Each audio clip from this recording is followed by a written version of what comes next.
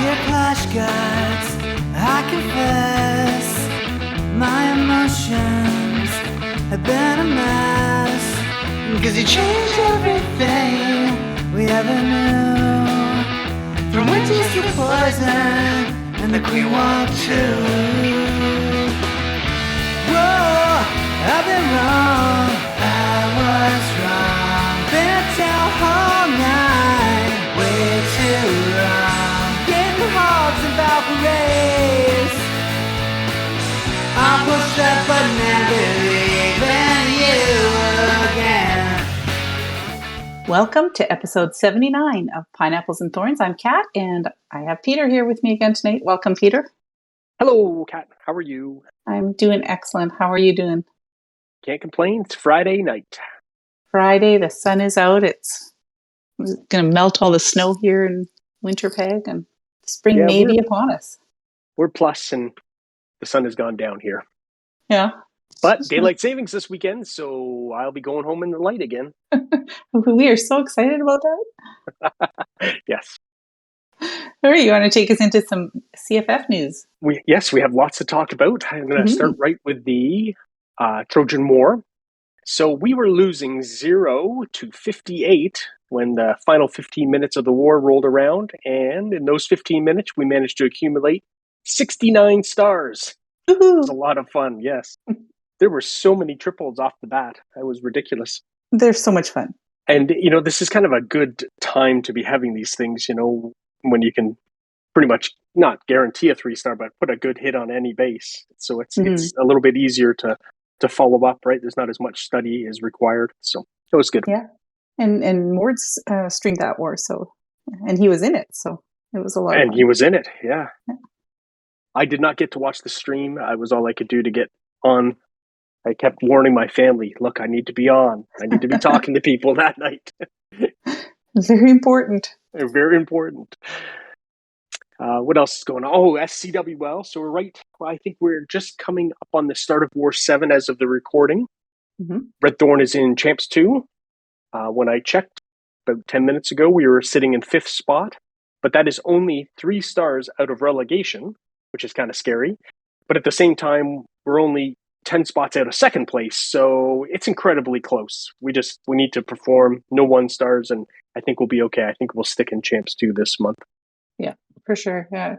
It's tough, like in Champs and any of the Champs levels, but they're just so close, And the wars are ridiculously overweighted. Like we lost with 35 stars, right? It's just it's a lot of 3 stars. So hard to defend right now. Yeah. And we're going to talk about them. Okay. TGF Rising is in Champions 3. They happen to also be in 5th place, but they are 19 stars out of relegation and actually 18 stars out of 1st place. So I think we're just going to finish in the middle. We've won 3 wars and we're lost 3 wars. So this final war will kind of determine if we're in the top half or the bottom half. Again, lots and lots of 3 stars, but losing with, many, many triples. So difficult. And those 1 stars really hurt when you start getting 1 or 2 of those in a war. Yeah, I've been struggling because, I want to use, some sort of blimp to the town hall. And if you get trolled, it's just bad. So I watch some other guys suffer. So it's tricky. Need to minimize those ones. And the good old Rated is in Masters 1. They were able to field an entire Town Hall 16 lineup.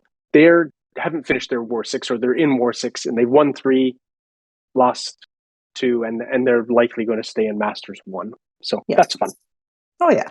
The CFF esports teams, they didn't make the very first pre-warm-up qualifier. They ended up losing their matches, but they're in again this weekend. So cheer on TCF Pulsar and TCF Quasar. I hope those guys do some good stuff this weekend. Yeah, I wish it would be streamed because that could watch, but it'll be fun to sort of follow along in Discord and see how they do. Yeah, I guess it's a little too early, right? There got to be a lot of teams in all these pre-qualifiers, so it'd be hard for the streamers to pick and choose, so they'd be run ragged. Exactly. All right, we had an update. Oh boy. We talked about it in the last show, and now it's finally dropped. So we got, the new levels on Infernos and Teslas, the Owls, Collectors, Scatter Shots, and the Seeking Air Mine, the Black Mine. Mm-hmm. How are you doing on those upgrades? Were you able to start on all of them right away? Yeah, I had a fair amount of loot saved up. It's, just been slow going, waiting for the builders to finish before I move on to the next thing. But I am making progress. I know they talked about kind of holding the upgrade times to what they are, but they are still very long. Even with gold passes, the scatter shots. I was looking, I thought, oh, this one's going to be done soon. Still had 9 days to go. It just, it is what it is, but it takes too long. Yeah, 14 days is a long time. Yeah. But at the same time, we got that little goblin helper guy. Have you taken advantage of him? Are you spending some green elixir to move things Not along? a chance. Nope. Not a chance. Okay. Not a chance. Fair enough. So in the lab, we also got new levels on the minion. Good old Hog Rider, Bowlers, and Baby Dragons. Oh, and the Siege Barrack got an extra level, and that now releases 2 P.E.K.K.A.s, which a lot of the guys in Redthorn have been dabbling with. They think it's really good. I love it. And the original log launcher. I think we said Stone Slammer the last, or not Stone Slammer. I think we said the Wall Wrecker the last podcast, but definitely the log launcher. How about any of those? Did you do any of those quickly? I swapped to the Siege Barracks. I was using the log launcher on my Root Rider attacks, and I switched over, thanks to Doc, his advice, to use the Siege Barracks. You've got so many extra troops in there. You've got the 2 P.E.K.K.A.s, plus I forget how many wizards you get. And so I'm using that to help set the funnel. I'm still wrecking with my Root Rider Valk attack. I'm loving it. Yeah, I noticed you posted today you were 1 attack away from perfect in Legends. It's pretty exciting. Yeah. Close. Everybody says Cat's OP, but just lucky. See. Just lucky. And then that brings us to the Overgrowth spell. Are you using the Overgrowth spell in that army? I have not used it yet. So again, at Town Hall 12 is when it will unlock at level 1, and we get 22 seconds of freeze, invisibility, and then also invulnerability, which is crazy. It'll advance as high as 28 seconds at level 4. So we Town Hall 16s can get up to 28 seconds. It's a very long time. I had a thought that someone's going to do a swag spell and they're going to catch the edge of that collector and they'll be very sorry. Can you imagine if you accidentally dropped it at the end of your attack? Yeah. And time failed because you couldn't see the building that you needed to take out. Yeah, that'd be so bad. So bad. I have started upgrading it. I played around with it in a couple of FCs just to kind of see the effect. It's a very, very, very big radius. Like, I was surprised at how big the radius is. Well, did you notice that if someone attacks you with it, it leaves debris around the same way like the Santa spell does? It leaves like gifts. Well, this Overgrowth spell leaves like little plants or something, and then you have to clear it. And I did you notice get a little bit of elixir or something with it. Yeah, I did notice that on one of my accounts. I cleared them, unfortunately, and then it was like, oh, I think that was Overgrowth. That's fun. I think the pros are going to get great use out of that. I'm kind of waiting to see how they use it. A couple of guys in the clan have been talking about using it to funnel, a boring corner and then drive their troops deep quickly. Yeah, for sure. I don't know. It's interesting. I'm glad they come up with something unique. And it's only 2 spell slots. It's not, a freeze and a invis. They almost could have made it 3, and I was anticipating 3. I was kind of pleasantly surprised with only 2 spell slots. Yeah. And then another really interesting thing is they added the progress bars back into the game. So this now, when you go to upgrade that Inferno Tower, you can see it's the last upgrade on that Inferno Tower. Yeah, a lot of people were missing that. I didn't know I was missing it. And then when it was back, it was like, yes, I like this. Especially on my lower accounts, right? The Town Hall 15 and stuff. It's like, oh boy, okay, got a long way to go on that thing. But that's good. Yeah. And then this one is for C-Note, Clan Wars. They've made an adjustment. So if you're on I think C-Note and Iceman were on a 15 more win streak, and they ended up in a tie, and they lost their streak. Well, no longer. If it ends in a tie, it will now be a perfect draw, and neither clan will lose their win streak. So that's kind of nice. Yeah, it is kind of nice for those clans that have really long win streaks, and people work hard to get those. And they're not easy. Not easy to get those streaks. Yeah. What else did we see? Well, we saw a couple of balance changes. There's some nerfs, but we're going to talk about that in a second. And then they fixed the immunity from the King's Gauntlet if he's in the Warden's aura before he activates his thing. So they fixed that finally. I don't know why that was such a big thing. I guess they really had it deep in the code. I don't quite understand, but they needed a big update to fix it. So. And that gauntlet is back in the shop again, apparently, for those people who missed getting it during the event. And Raz was one of those guys that was away out of the game when that dropped. And so he actually went and bought it. He thought, oh my gosh, 1,500, blah, blah, blah. And I said, well, remember though, and now other YouTubers have backed this up, you needed, I think, I'm going to say 3,000 cookie medals.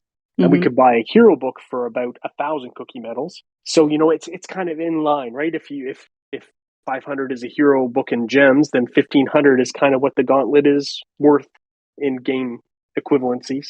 So he went for exactly. It. Yeah. It's a long grind now. He's, feels like he's behind and he's trying to rush to catch back up. And I said, yeah, you know what? Got your other equipment up. So you're not really that far behind. You just got to wait for it to get up to maybe level 9 or so before you start to use it. We'll all get there. We will all get there. We will eventually. The RC equipment. Have you upgraded either the Hog Puppet or the Haste Vial? Have you tried either one of those? I am using the Haste Vial, and mine is not max yet. I really like it. It's amazing how fast the RC moves when you activate that, and it saved my attacks. I've tripled because of this ability a few times, because she just whips through the remaining defenses and even will take out the enemy Barbarian King if he's still up. Wow. What did you give up to be able to take the Haste Vial? The Seeking Shield. Okay. Yep. Yeah. I kind of think of that as her signature move, so I haven't played with them yet. I've thrown a couple of rounds of ore onto them, but I'm still trying to get my gauntlet higher, so it's just an ongoing thing. Yeah, I know Trample loves the Hog Puppet, but I haven't really played around with that one yet. It makes a lot of sense, right? It's like the king had the barbarians and the queen had her thing, so she turns invisible for 1 second, just enough to get defenses off her. And it's a lot of hogs that come out at high level. Again, until they're max, it's hard to really say. Yeah, for sure. One of the, I think it was Itsu said, you need to give us this in Friendly Challenge where we can see what it's like in higher level, so we know if we want to invest this valuable ore into it. Yes, I remember him saying that. That's actually a really great idea, because they used to have at one point, and I'm not sure if they still do, where you could test things out. Yeah, the super troops, right? We could test them out in that little qualified base. Yeah, it'd be great if they could let us try out the equipment. Yeah, I think I would like that, because then you could see, like you said, if you can see the Hog Puppet at max, this is what it can do. And then you can decide, well, I want to focus my ore, because ore is at such precious resource, more precious than Dark Elixir. 100%. Agreed. Yes, agreed. Okay, there was also a bunch of nerfs. Oh boy. And we're going to start with the Super Barbarian and the Super Archer. They each got a little bit of a hit point reduction. Mostly so, I think a giant bomb can take them out. But lastly is the Root Rider. The beloved Root Rider. What do you think of them nerfing the Root Rider, Kat? Well, I really can't understand why they would nerf, in particular, the Root Riders. It's a signature troop for Town Hall 16. Town Hall 15 was Clash of Drags, and we all hated Town Hall 15. It was impossible to triple. Can't tell you how many people contacted me saying, I just am so frustrated with 15. I want to quit the game. Yeah. And then along comes Town Hall 16 that, Supercell promised that they were going to give us something and just hold on till 16. It's like, just keep your fingers on that ledge. Hold on. Something good is coming. And it was a breath of fresh air. It was so much fun. People were discovering the fun of ground attacks again. Yes, the Root Riders were crazy strong. But, there was all this talk of nerfing them before half of the defenses hadn't even dropped. You've got people upgrading scatter shots, and there's still levels on the Monolith and Eagle to come. So why nerf the signature troop of Town Hall 16 before you can see what max defenses do to it? I know on Twitter, Ferry mentioned, he's the new community manager. He mentioned that they have heard the community because the pro community has been extremely vocal Very And he local. says that Supercell is working on a solution that does not involve more nerfs necessarily. I'm really hoping they can figure out what to do. I don't know that they can actually satisfy both sides, both the pro side and the casual side. I don't see how they can do it. Because What the about pros you? really liked Town Hall 15, didn't they? They loved Town Hall 15. It was, and yeah, it was hard and it was a challenge for them. And I get that, here you have like the top 1 or 2% of players that they are so good at the game. They can see everything that they need to do in order to triple bases and they want that challenge. I get that. But then you have the average player who, they get on the game a couple hours a day. They want to do their wars and farm their accounts and hang out with their friends. And they're excited that they can go into a war and have a shot at tripling. I mean, no, I should not be able to go in and triple every attack that I do. So I admit that definitely the Root Rider was overpowered. But I think that I know that they test these troops before they release them. So I'm not really sure how they released a troop that was so overpowered and people fell in love with it. And it's like a child, you give them a toy, but it's like, no, no, no, no, you can't have it. Now you've played with it enough and now we're going to take it back and we'll give you this toy. It's not quite as good, but you got to be satisfied with that. You know what I mean? Yes. But often they did this with other troops, and I can't think of one, unfortunately. I think maybe Oh, bowlers were like this when we first started, and everybody gemmed their bowlers. yeah. I They were remember one. very okay. Town Hall 10 was extremely frustrating because we didn't have, this is before Siege Machines, Yes. and they gave us the bat spell. Oh, Well, right. the bat spell was amazing. You could triple again at Town Hall 10.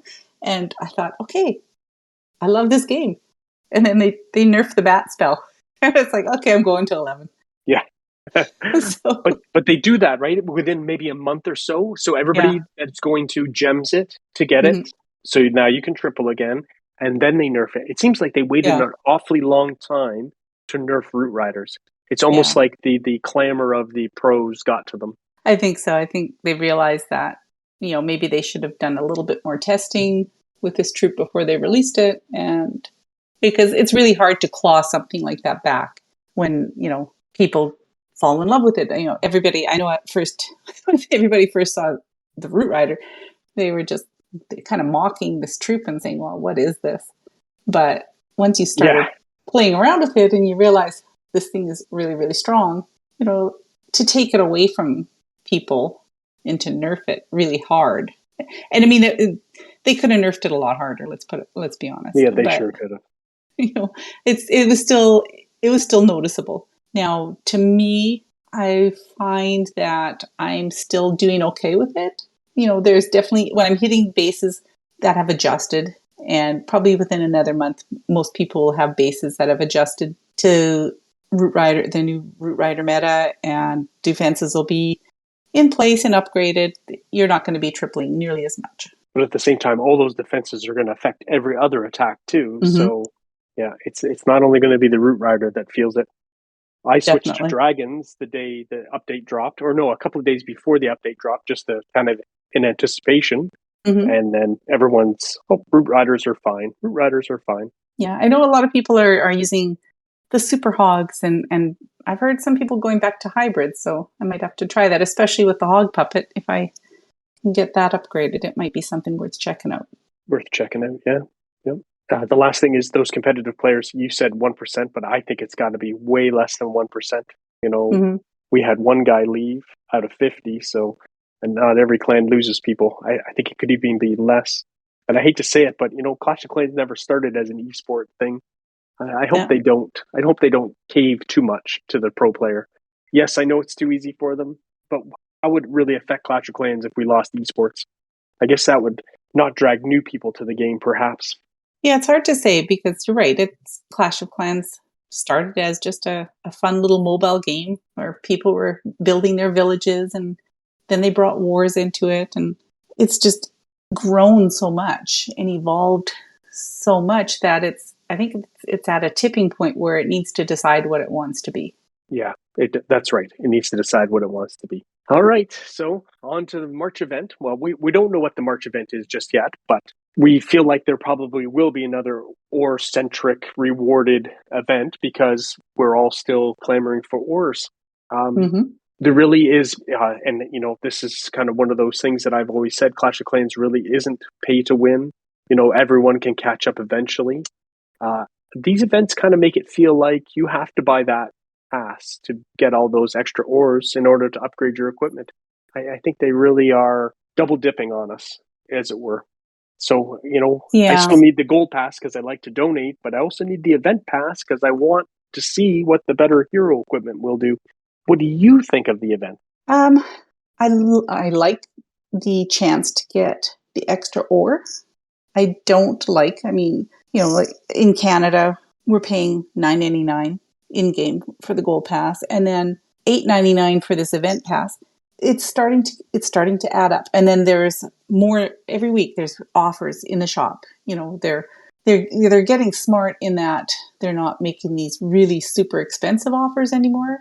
They're throwing out these little $5 offers and $20 offers because it's a little bit more palatable for people. Well, it's only, $10. I'll just buy this, I'll buy that. And next thing you know, you've spent a fair amount of money each month on the game. If you're that person who wants to spend money. Not everybody is spending money. There's a lot of free to play players out there, and they're probably really hurting for ore. And Right. I know Itsu mentioned that there should be probably at least one other way to get ore in the game, specifically for the free to play players. Like, why not have some kind of a ore mine or something in the game where, when you're doing your farming, you're collecting all the other resources. Why can't you collect ore? Or like the capital builder, right, where we can spend our golden elixir and dark and convert that over a period of time into Yes. capital gold. They could do something similar where we spend cap, and it just you get one in a day, but still it would add up over time. Yeah, I agree. It would be nice. Yeah, I do think that they do come out a little bit too often. We were talking this. Gold Pass, Climb Capital, SCCWL. It's just, to me, it's just a bit too much. And in February, with it was already a short month, they ended up shortening SCWL to fit in their event, which is great, except the chaos it caused everyone. I mean, we've heard this all across every podcast, and just the clamoring to just let us know. We can handle it. We would like a little more plan, please. Yeah, that communication. Yeah. All right. Supercell has let it out. Let us be known that the timeline for a new town hall is now every 12 months instead of every 18 months. Good or bad, Peter? I think it's good for the group we have in Redthorn. I think it's going to be really tough for anyone trying to catch up. That's going to just be an awful lot of stuff. I know they reduced timing when the new town hall releases, but still, it is a long grind. I think it's over a couple of years. It's hard to get caught up. Yeah. And if they speed up by 50%, that's going to be a lot of stuff to catch up to. Yeah, it doesn't sound like much at first. Think, oh, it's only 6 months. But, if you're upgrading, like I've got an account that I'm currently, the town hall is under construction, going to 14. And then I'm working on my 15 and still farming around for my 16s. I'm kind of suffering a little bit of farming burnout. Yeah. Because I was thinking, I'd really like to take this account up and that account up to the next level. And I'm just thinking, it's such a grind on each one. Did you watch Itsu's video about that? I did. It's a really great video. And I recommend everybody check out his content. He puts out a lot of good stuff. He is really insightful, isn't he? Yes. Yeah. He did talk about free-to-play versus the Gold Pass players. The fact that Town Hall 16 builder times have greatly reduced. And it seems like the Town Hall updates are somewhat smaller in scope. So more frequent updates with more content and lower upgrade times equals faster progression, supposedly. And Clash of Clans is about progressing. The max players get bored quickly, and Supercell then runs the danger of losing the player base, right? Right. So it's like this catch-22. You have to keep giving people things to upgrade. But like you said, then you're kind of running the danger of leaving behind a large group of players who are desperately trying to catch up.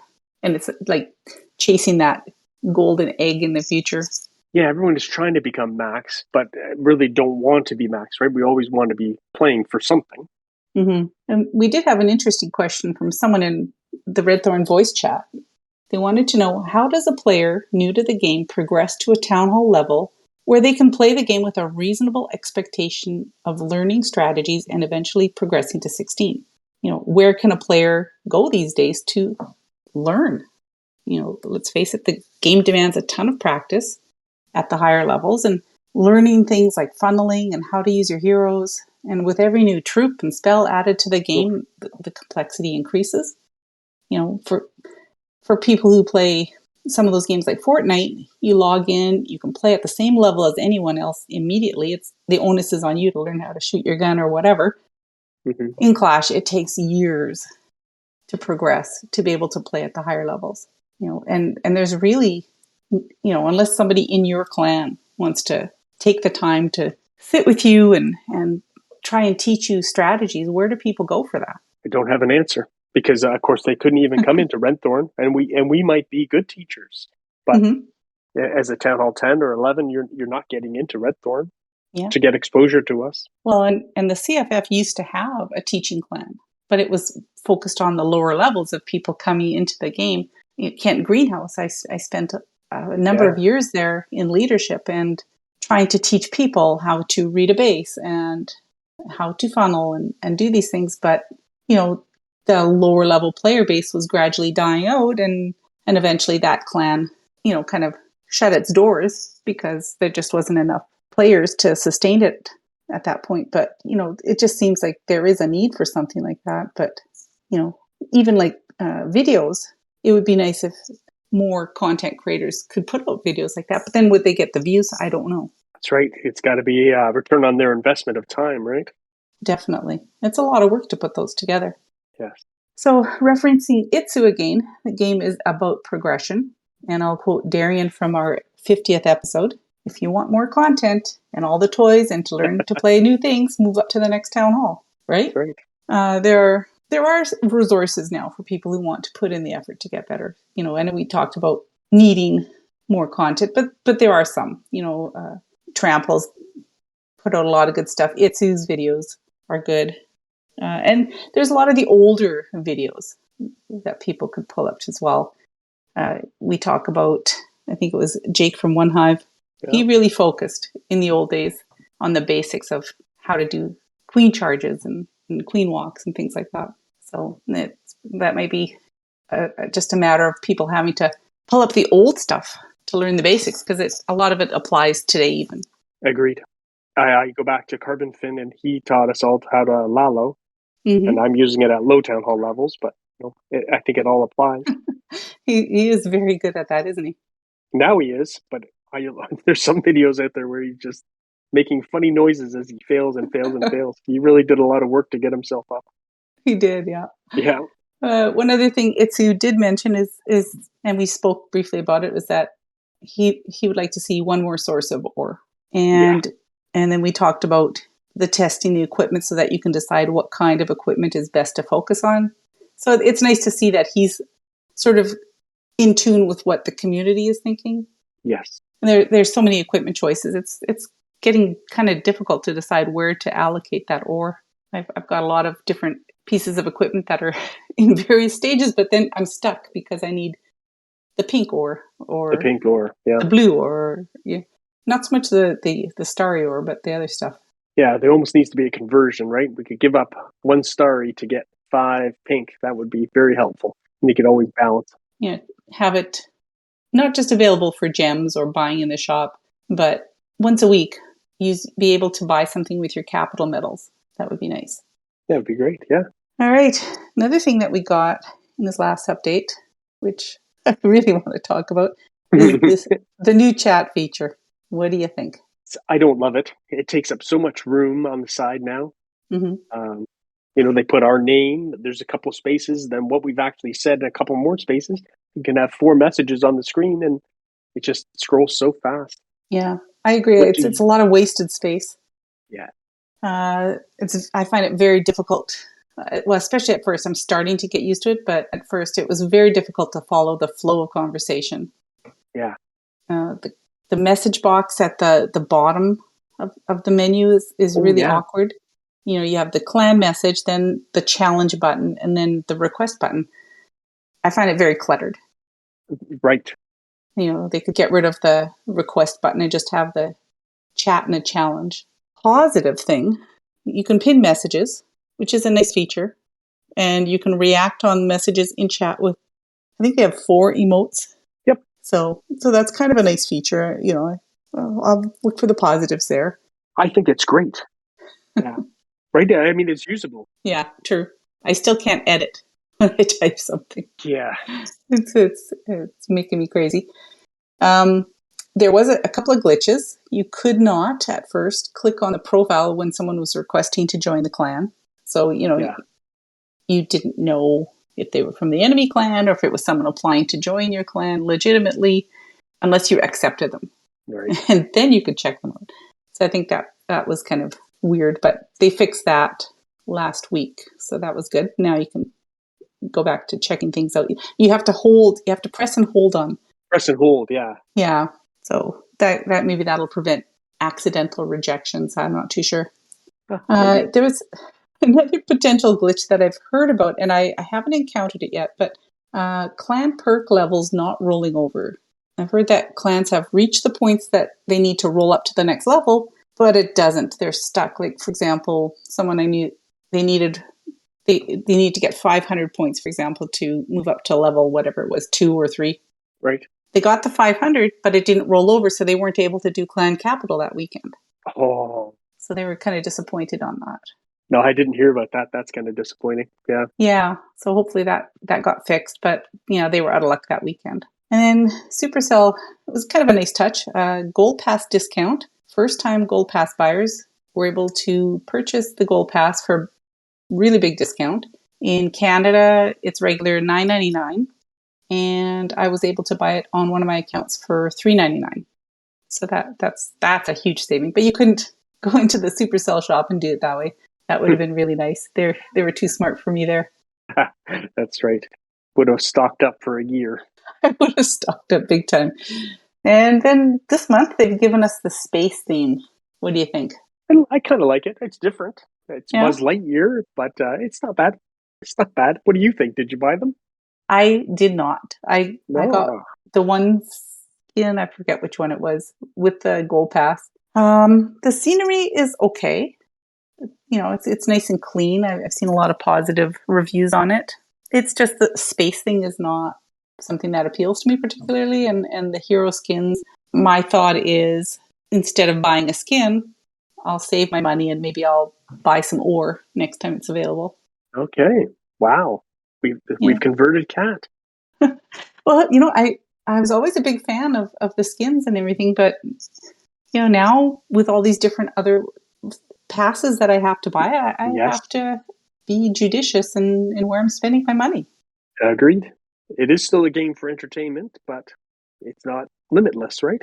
No, exactly. My pocketbook is not a bottomless well. The bottomless well. Unlike C Notes, of course. That's right. C-Note buys everything. Everything. All right, we've come to that point in the show where we can do some shout outs. What have you got for shout outs, Peter? I'm going to shout out all those golfers out there. Season's getting warmer. Oh boy. Almost time. Almost time again. That's all for me. That's it? Oh, okay, That's that was all. easier. I've got a long one, so I'm going to make up for that short shout out. First thing I want to shout out is I'm going to shout out Darian, Supercell's long-serving community manager. He was really excellent, I felt, at communicating with the Clash community and really brought something that was missing in the early years to the game. So lots of great memories of his various shenanigans in the update videos, and especially, you know, highlight for me was when he came on episode 50 with us, and if you haven't listened to that yet, please do. It was a really great chance to get to know him as a person outside of his various responsibilities in Clash of Clans. Yeah. And a big shout out to Trample Damage. He's a great supporter of all the pods and the Clash community. Really appreciate everything he does. and check out his podcast, Inside Clash, as well as all of his Clash content on YouTube and TikTok.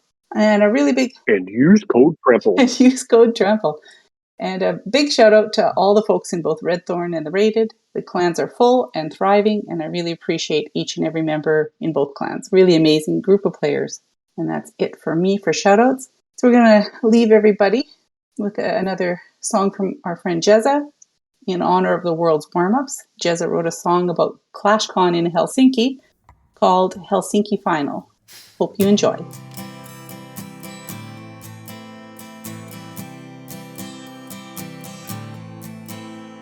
Supercell announced the news. Something big was coming soon. All the Clash community went crazy. Could it be a new town hall or a hero code? The Wrecking Ball. Turns out it was ClashCon in Helsinki. Oh, Helsinki. Oh, Helsinki. Oh, Helsinki. Oh, Helsinki.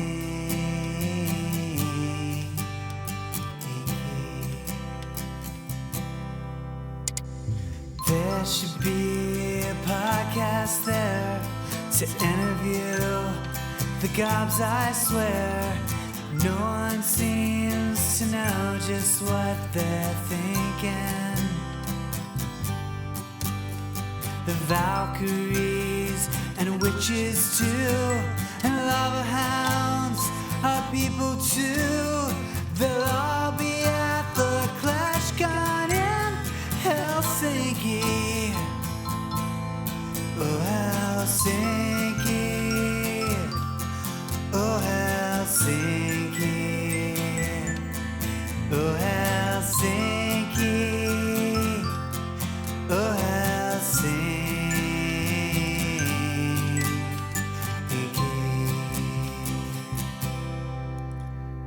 Close your eyes and picture this.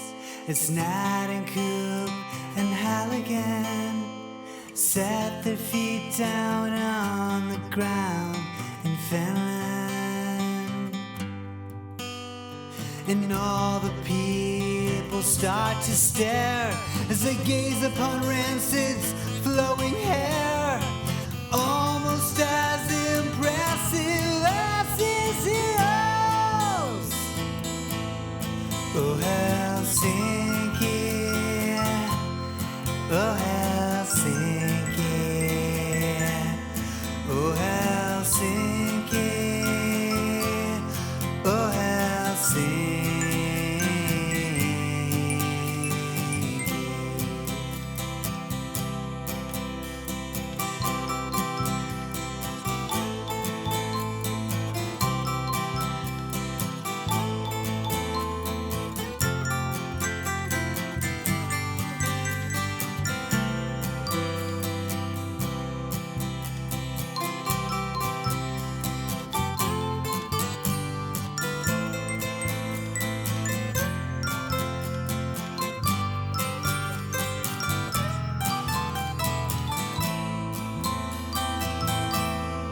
Oh, Helsinki.